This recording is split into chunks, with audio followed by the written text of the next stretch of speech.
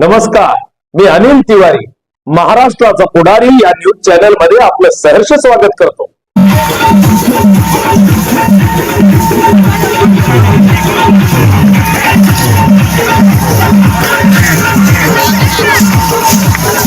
साहेबांसाठी जोरदार टाळ्या पाहिजे. तुमच्या साहेबांच्या जल्लोषामध्ये स्वागत करायचंय.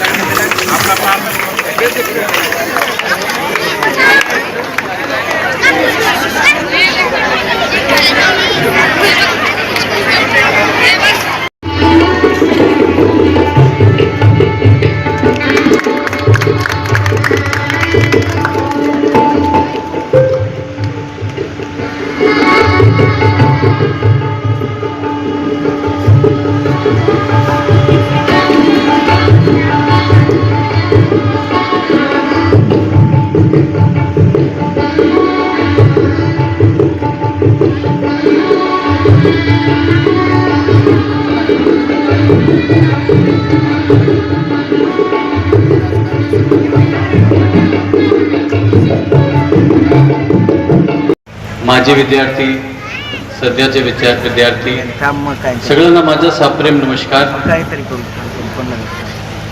हे माझे विद्यार्थी मेळाव्यासाठी जेव्हा मला इन्व्हाइट करायला आले होते ऑफिसला, तेव्हा त्यांनी म्हटलं होतं की सगळे जे स्टुडंट्स आहे हे विद्यालयातून ते वेगवेगळे ठिकाणी तुम्ही पोहोचलेले असेल, कोणी नोकरीला असेल, कोणी दुसरे पदवर असेल, आणि ते सगळे आपल्या देशाची वेगवेगळे पदावर ते सेवा करत आहे. आणि एक साईड आहे आपला स्टुडंटवर, जो आता आपला जो जर्नी आहे करिअरची, आपली पढाईची, ती सुरुवात करत आहे.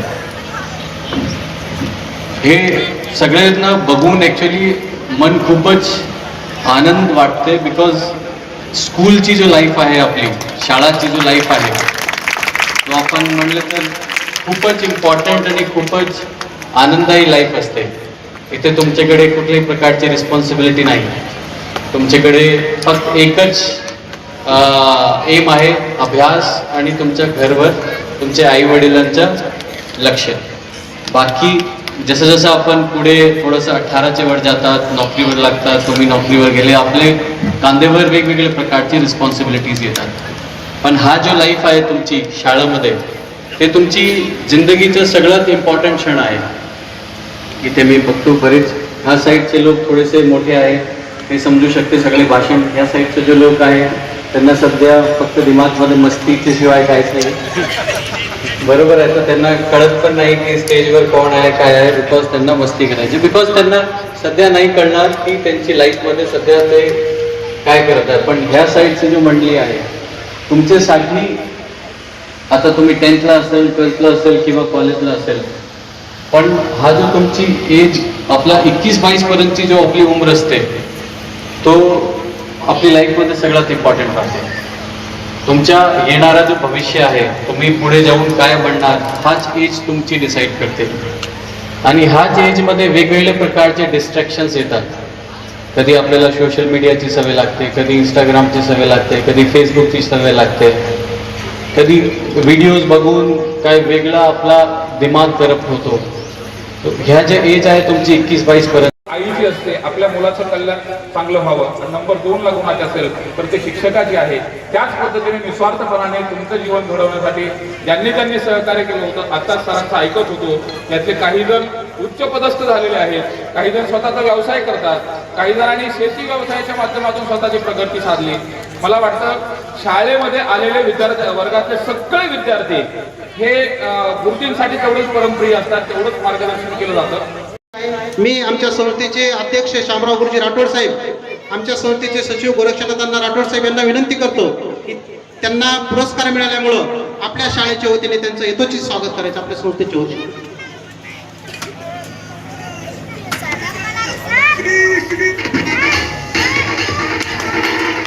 ते सध्या जिल्हा प्रतिनिधी न्यूज 18 लोकमत बीडचं काम पाहत आहेत. अतिशय जिथं अन्याय होतो न्याय देण्याचं काम त्यांच्या लेखणीतून ते करत आहेत. अतिशय आदर्श असं व्यक्तिमत्व म्हणून बीड जिल्ह्यामध्ये नव्हे तर महाराष्ट्राला त्यांची ओळख आहे. त्यांच्यासाठी जोरदार टाळ्या पाहिजेत.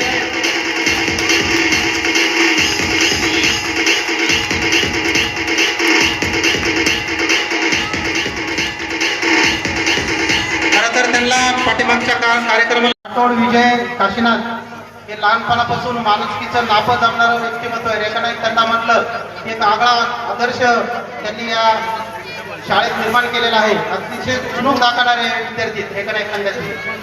ज्ञानेश्वर असतील, अनिल असेल, विजय असतील, देवीदास असेल, असे अनेक विद्यार्थी या ठिकाणी ते घडले आणि आज देशसेवेमध्ये कार्य करत आहेत. सध्या ते परिवहन विभागामध्ये पुण्याला सेवेत आहेत.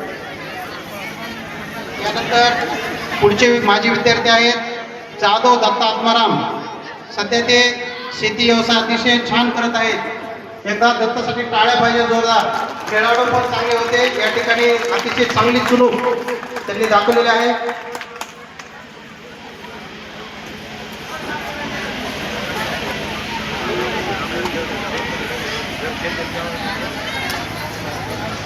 अगदी थोड्याच वेळामध्ये बीड जिल्ह्याचे पोलीस अधीक्षक SP साहेब येत आहेत. त्यांच्या स्वागतासाठी सुद्धा आपण तयार राहायचंय.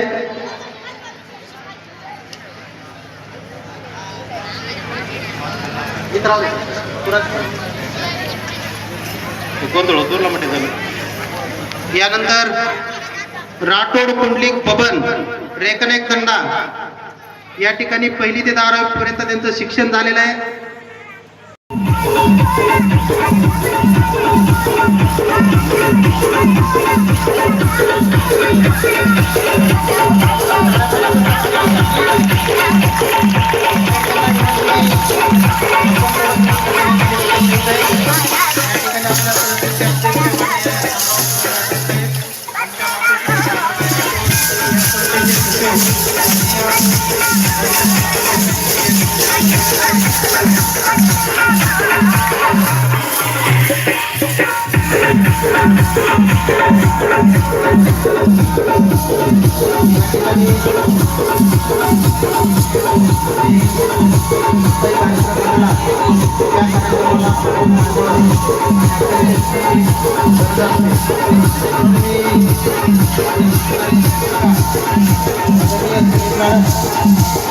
विनंती करतो की आजच्या कार्यक्रमाच्या अध्यक्षतेची आणि मान्यवरांची आपण आपल्या शाळेच्या बाल सुरक्षा मंत्री चव्हाण स्वाती, आपल्या शाळेच्या वृक्षारोपण मंत्री आडे युवराज, क्रीडा मंत्री गिरी ओमकार, स्वच्छता मंत्री अतुल जाधव आणि अन्न वीज व पाणी सुरक्षा मंत्री राठोड राहुल हे सर्व मिळून आदरणीय गोरक्षनाथ अण्णा राठोडांना शुभेच्छा देत आहेत वाढदिवसानिमित्त. एकदा जोरदार टाळ्या पाहिजेत.